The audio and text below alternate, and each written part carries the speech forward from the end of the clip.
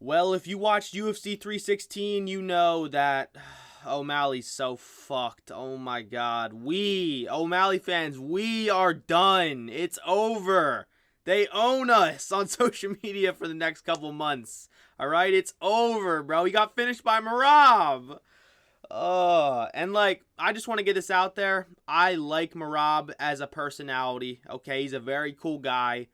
And he is a high-paced fighter who dominates people. But you cannot call someone weird or hate on them for wanting O'Malley to win this fight, for rooting for him in this fight, alright? I wanted O'Malley to win this shit. I wanted to see his fun striking on display for the next couple of years in the title picture, but yeah, he's not going to be in the title picture moving forward, unless we do the trilogy. Fuck, let's do it. I didn't even want the rematch, alright? I'm not someone who wanted this rematch, but yeah, O'Malley's fucked, man. This card was actually pretty damn good, though. We had the co-main event end early. Let's go, alright? We didn't have to watch 5 rounds of that shit. Thank the Lord, okay? And then we had Mario Batista. Prove everyone wrong. I picked Mario Batista, okay? If you didn't, you may be, stupid, okay? How were you picking Patchy Mix, bro? He's a Bellator bum. I'm sorry. Mario Batista was so free as an underdog, okay? He really was. We also had some pretty fun other fights and finishes on this card. We had a Joshua Van masterclass. Always fun. You can always count on Joshua Van to put on a fun performance. And he actually got a finish. He clutched it up in the end of the 3rd round with a minute left, I think. That shit was so fun to watch. This kid, man, so high output. It's insane. Sure, he's not Merab, shooting 30 takedowns level of cardio, because grappling obviously is harder to do at high pace and not gas out than striking is. But this dude is throwing 100 strikes around. He's 23. This dude is insanely good at cardio and pace and output. He's very good. The only thing I worry about is his finish potential, because flyweight being a very low finish potential division already, he does have very bad pillow hands. I'm saying that he got the finish anyway, but the ground and pound strikes, when he would drop Bruno Silva, he dropped him 3 times leading up to the actual sequence where he finished him, where Bruno Silva kind of just died and kind of just gave up and fell, and that was it. He just kind of has pillow hands. His ground and pound is kind of non-existent. It's really hard for him to actually hurt the person with the ground and pound, it seems, which is concerning.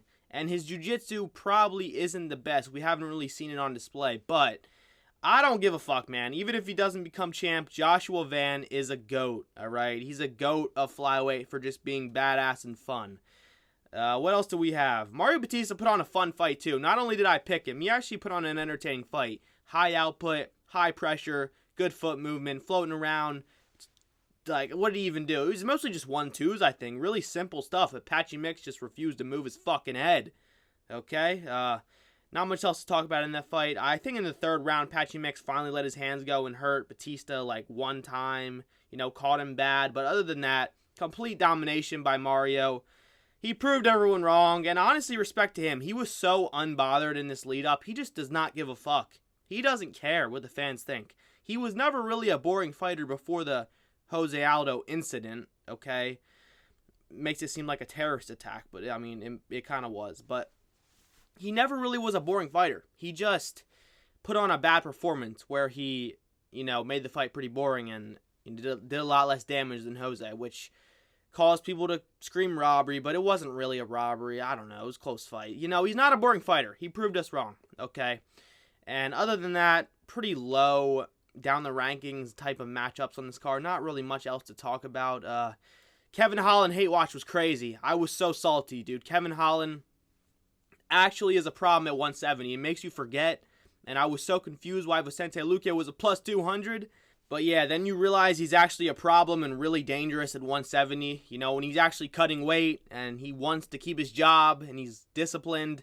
Kevin Holland is very good. We know this, but I just wanted Vicente Luque to beat him so fucking bad. Oh my god, the hate watch was crazy. I do not like Kevin Holland.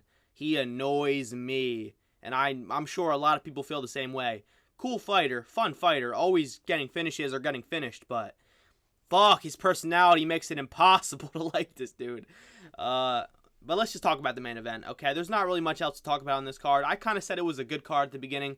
It was, but on paper, it wasn't really the best. So, you know, it's only going to be as good as it can be with the finishes and fun fights they give us. But, like, the rankings and the matchups, just, like, the high-ranked matchups on this card just weren't really there.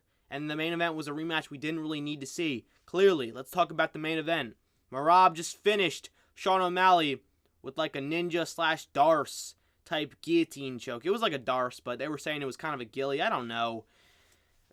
It was just crazy. I literally just, like, I was speechless. I did not know what to do. I didn't even react mad when I was staring at my screen. I didn't know what to do because I was just so shocked. I was in fucking shock that Merab just finished O'Malley.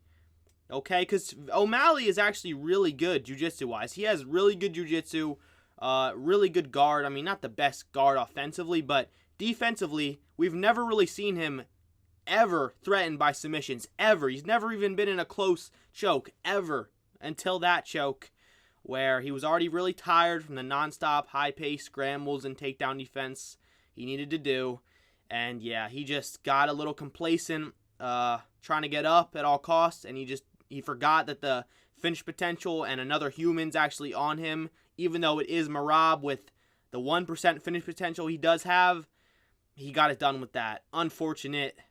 Fuck, dude. Sean is so cooked. He could go on a downward spiral and go on a 4-fight loss streak. Oh, my God. So cooked, bro. We are fucked. We're fucked, bro. I don't care, man. I like Sean O'Malley. My awkward, socially awkward, you know, dry humor king, okay? But you just know he's jacking his dick and smoking weed at the same time in his hotel room right now, depressed, having a prostitute wipe his tears while he jays the peen. Oh, it's so bad for his legacy, bro. I mean, it's not that bad looking it back, because we'll look back and be like, damn, Merab's the bantamweight GOAT. And yeah, newsflash, if we learned anything from today, Merab is the guaranteed, undebatable, 100% bantamweight GOAT of the UFC. What is even next for Merab? Like, he's not going to move up. I guess Corey. I mean, he caught out Corey. Corey was in the octagon, got a camera on him. I love Corey, but Corey is just, he doesn't have the power of O'Malley, okay? He doesn't really have submission threats. He doesn't have a cardio or gas tank to match Merab. He is more well-rounded than anyone Merab's maybe faced, you know, other than Umar, who's pretty well-rounded. He probably has a slightly better gas tank than Umar, but, dude, he's not going to beat Merab. It's just going to get boring at this point, which is a good thing, okay? It's kind of the whole Mayweather, John Jones, you know, type shit where they just keep winning, and you're just like, lose, lose, lose, and that's why you watch. It's just a hate watch at that point. But, dude, we're so cooked, man. Like, oh, I'm not even here to hate. I'm really not. Like, he's not even that boring of a fighter. He's getting finishes. He's putting on a fun fight with Umar. Oh, it's just so frustrating, man. I like O'Malley, and I'm not ashamed of it. I like O'Malley. I know he's about to get crucified by the whole internet right now. It's unfortunate, man. Merab's the bantamweight GOAT. You can't deny it. Who else? Oh, Dominic Cruz, man. Jose Aldo, Henry Cejudo, Sean O'Malley twice, Peter Yan, Umar Nurmagomedov. You can't argue with this fucking run. This resume is insane. It's the best resume in bantamweight history. He's probably top 6 of all time. Maybe 7. I don't know. I'm not here to do a fucking GOAT list, okay? I'm never doing a GOAT list video. Nobody cares, okay? No one cares about your GOAT list, bro. I'm talking to you. Don't make a GOAT list video. Nobody cares, okay? But Merab's definitely up there. And if you're still arguing that, oh, I saw a comment on Instagram, bro. Damn, Merab's the real deal. 1 or 2 more title defenses, and we really got to start talking about him as the bantamweight GOAT. You're retarded, okay? He's already the bantamweight GOAT. What is this mindset, bro? What is this gay mindset where he has to have the most title defenses in the weight class's history? That's not a thing, all right? His run up to the belt was his title run because he didn't want to take the belt from Aljo, which he would have. He'd beat Aljo at 135 easily, all right? Not much else to talk about, man. Merab is He's that guy. I will talk about matchups that I think that should be made next. Kevin Holland called out Colby Covington. Perfect. Do that matchup. Hate watch to the max. If Colby wins, let's fucking go. If Kevin Holland wins, I guess let's fucking go. Like, it's just a hate watch, okay? No one likes Colby. I kind of do. But no one likes Kevin Holland. Some people do. But it will be a hate watch split 50-50 between the fan base of who hates who most or more. And it will just be glorious, okay? Do that matchup, all right? Merab, Corey, cool. Don't care, all right? And then we have Nunes. She's coming back. We saw the face-off. That's cool. Nunes is cool. She's fun. Fun striker. WMMA, I'm sure, will be improved with her in the sport. But what if she just comes back, wins one, and retires again, and just leaves the belt vacant again? Again! That shit would be bad for the sport, okay? You need to come back, Nunes, win your belt, defend it one more time at least, okay? Don't just come back and win the belt and fake retire again and then do with this shit again, all right? Stay and, I don't know, fight someone. There's no one else, really. Like, who else is there at bantamweight? Who's she going to beat? Or fight? Who's she going to fight? Fucking Pennington? I don't even know her first name. Raquel Pennington? I don't know, man. There's nobody. It's WMMA, all right? What else? Joe Pyfer got a big win. Should have finished him, but, you know, to be fair, no one's ever finished Gastelum, the blob at middleweight. Still, to this day, he survived, even though he got dropped like 3 times. Bad. Who should we give Joe Pyfer? Saudi man Pyfe. I honestly think you could give him, I don't know, because he's kind of in a weird situation because he beat Gastelum, right? You could give him the winner, or no, not the winner. You could give him the loser of Paulo Costa versus Roman Kopylov, but I think Roman's going to win that easily, KO Paulo brutally, and Costa will probably take a good 8 months off or a year. So he might not be active enough to fight Pyfer next as the loser of that fight, which is in like a month. So it could line up if he doesn't take too long of a break off. Depends how brutal the loss is, because Paulo Costa is getting KO'd by Roman Kopylov, okay? Get that straight. Or he could just fight Abus Nurmagomedov or Abus Magomed. I don't even fucking know. Magomedov, I don't know. They're all the same, all right? He's like ranked 15 or maybe just out of the rankings now at 16. He could fight him, get himself into the rankings barely with that. I don't know how close him and Gastelum were to the rankings. You know, he could be ranked above Abus. He could replace Abus in the rankings come whenever the rankings reset. I don't know, but I would assume not, because you got to beat someone in the rankings to get ranked, I'd assume. So we'll see. It doesn't really matter. All I care about is Joshua Van winning. Let's fucking go! Let's go, all right? He won again. The title run continues. Scratch that loss to Johnson, whatever the kid's name is. Who gives a fuck, all right?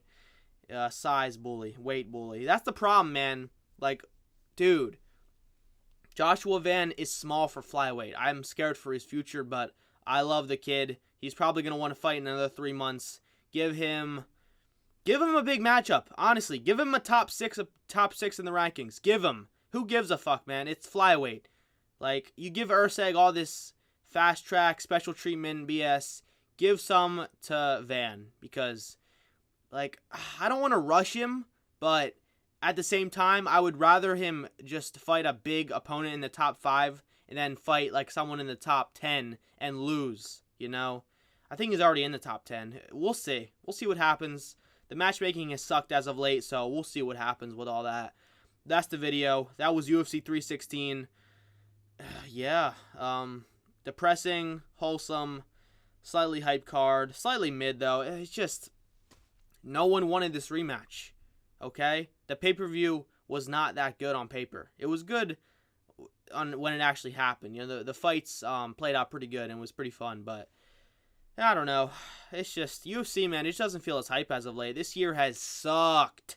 All right? But we have International Fight Week coming up in a few weeks, so hopefully that should be better. Yeah, we'll see. I'll see you guys in the next one.